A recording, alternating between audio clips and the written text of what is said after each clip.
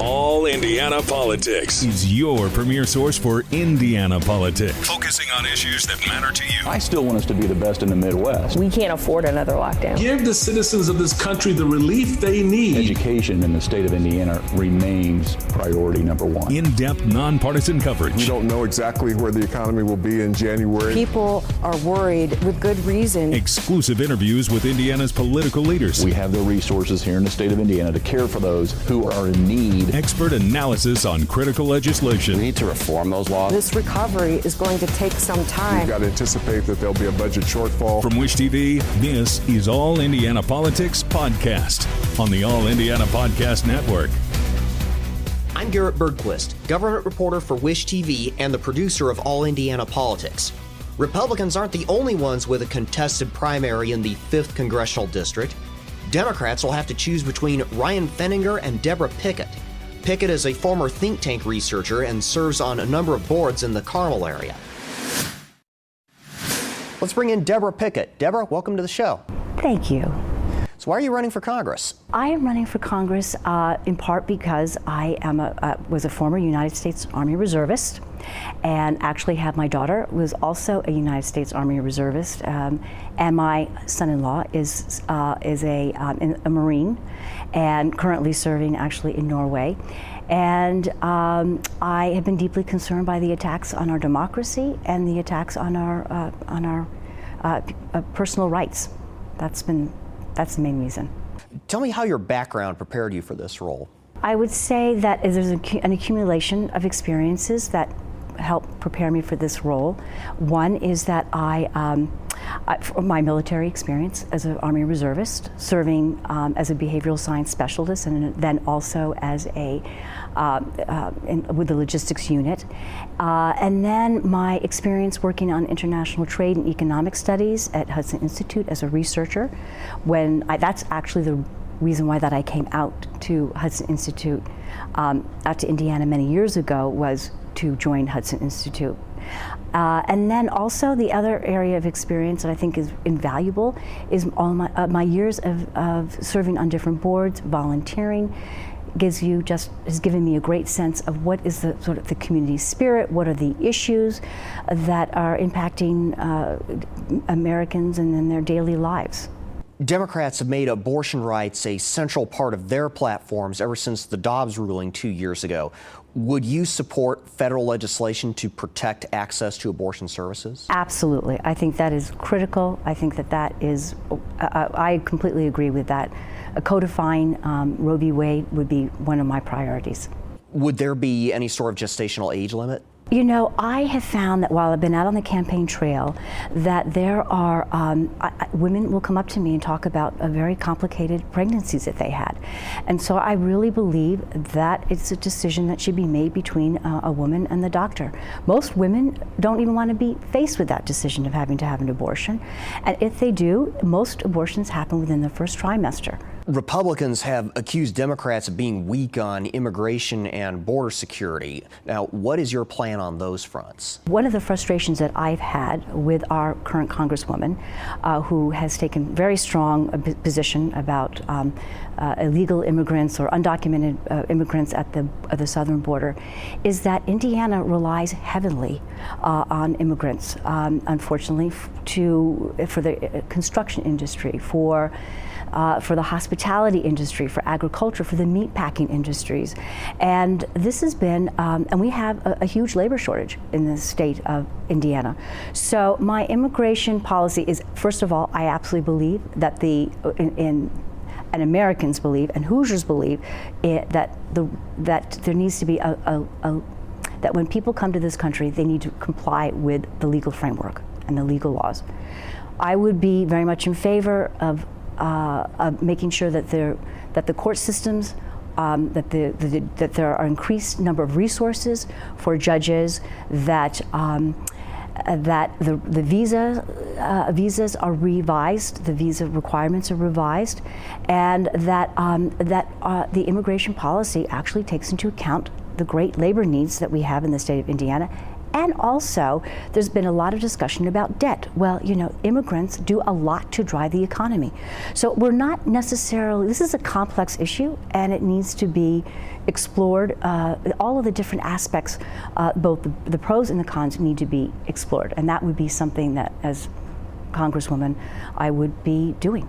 You said the voice and the wishes of the people must prevail on issues when it comes to managing natural resources. What do you mean by that? This is a very exciting time for the state of Indiana, in part because of major pieces of legislation, bipartisan legislation, that have occurred or that have been passed under the Biden administration.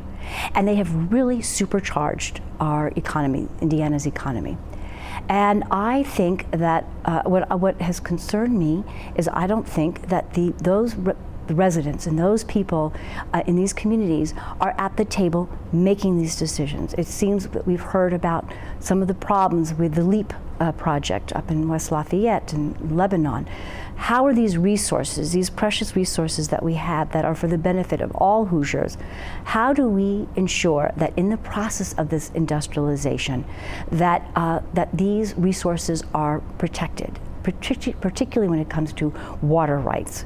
So that's what I mean. We Hoosiers need to be at the table. We need to know what were the criteria, what was the criteria that was used when we are allocating tax credits and different benefits to companies that are coming to our state. We need to know what are the terms under which they were drawn here. The terms of the Indiana Economic Development Corporation have provided. This has been something that has been of concern to me. I know we want to attract industry here. We need, Hoosiers need to be at that table helping to make those decisions. You've called for a national health insurance program with automatic enrollment. How would that work? Is that basically a universal single payer system? I would say that whether or not it's a Republican or a Democrat administration, that we really are a compassionate society, and we believe very much in extending health benefits to all Americans. And you can see this sort of really in the hodgepodge of programs that have evolved over the decades.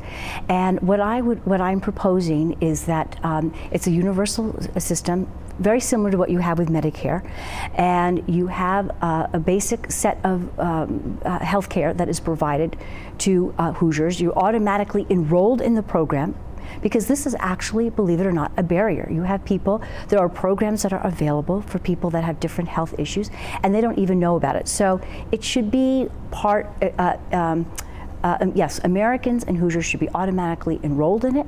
It should be a basic set of health care that is provided, and then Congress needs to have a budget, because we actually do not have a budget for Medicare. We do not have a budget, a health care budget that Congress complies with. How would you pay for that program? I would pay for it with taxes. I mean, I know people don't want to talk about taxes, but this is a benefit that would benefit all Americans. So it's something that I think most Americans would support. By taxes, do you mean raising people's income taxes, or what? Yes, I think income taxes would probably be the simplest way to fund it. Progressive Democrats have split from the party over support for Israel in its ongoing war with Hamas. Where do you fall on that issue? This is a very complicated issue, as you just noted, and I would say that it's very complicated for a number of reasons. First is that right now, our relationship with Netanyahu has been very strained because of his previous efforts to try to overturn or to diminish judicial independence in Israel. And so when it seems to me that the problem has been that the attacks have been disproportionate, given the awful, horrendous attack on Israel on October 7th, and that I think that Israel, in the process of being so brutal and so indiscriminate with their military strategy and approach, has really isolated and alienated potential allies. And this now becomes a very diplomatic fine line to walk. And I actually think that President Biden and Secretary of State Blinken have done a really very, very good job trying to honor our loyalty to Israel and also make sure that Americans are deeply concerned by the indiscriminate attacks on the Palestinian people that consist of, women and children. Would you support continued aid to Israel, though? Absolutely. I feel very strongly in favor of continuing to support Israel. I would hope that the Israeli government and the sort of the war cabinet would really take into account our concerns. And I also strongly support United States military aid for Ukraine. I think this is a big concern that we have been this military and humanitarian aid for Ukraine has been held up is a concern of mine as well. I want to go back to something you said at the beginning of this interview. You said that you're running because of what you characterize as attacks on democracy. If you were elected to Congress, what would you do about that? I would make sure that that the processes that are in place, that we hold our fellow congressmen and congresswomen to their word. I think it is pretty. I think that is it has been to the detriment of the American people and to Hoosiers to see the chaos that has been unfolding in Congress under the leadership of the Republicans. And it is appalling to me that you have so many legislators who have continued to support a president, Donald Trump, who has really incited an insurrection. So it would be, I would continue to be in my position, would be uphold the United States Constitution, and I would follow the proper protocol that is required, and I would perform that function with honesty, with integrity, and competence on behalf of fellow Hoosiers. What's one issue we haven't talked about that you believe is not getting enough attention this election cycle? The focus of my campaign has been not only on our democracy, protecting our democracy, protecting and advancing our personal rights, but it also has to do with effective and efficient government. And that has to do with making sure that the agencies that work on behalf of Americans are well funded, that they are well staffed, that the IRS has all the resources it needs to make sure that they can audit tax returns of the very wealthy, that or agencies like the Environmental Protection Agency are well staffed and have the resources, that the money that we secure on behalf of Hoosiers is sufficient enough so that the federal mandates can be implemented at the state level. What makes you the best choice in this Democratic primary for the 5th District? I think my temperament, I think my experience, I think the range of experience that I've had. I would say also, I think my age, my wisdom, working with Hoosiers over decades, and really being embedded, or not embedded, that's a military term, but knowing and working with Hoosiers over the decades really has given me a sense of what are the issues, the bread and butter issues that concern them, and I just think that I would make a very strong advocate on behalf of them. Deborah Pickett, thank you for joining us. You're welcome. Thank you for having me. That was Deborah Pickett, Democratic candidate for the 5th Congressional District, which covers north central Indiana. Remember, early voting is underway, and primary day itself is on May 7th. You can catch All Indiana Politics every Sunday morning at 9:30, only on Wish TV. I'm Garrett Bergquist. Thanks for listening. From Wish TV, this is All Indiana Politics Podcast on the All Indiana Podcast Network. Watch All Indiana Politics live Sunday mornings at 9:30 on Wish TV and at wishtv.com.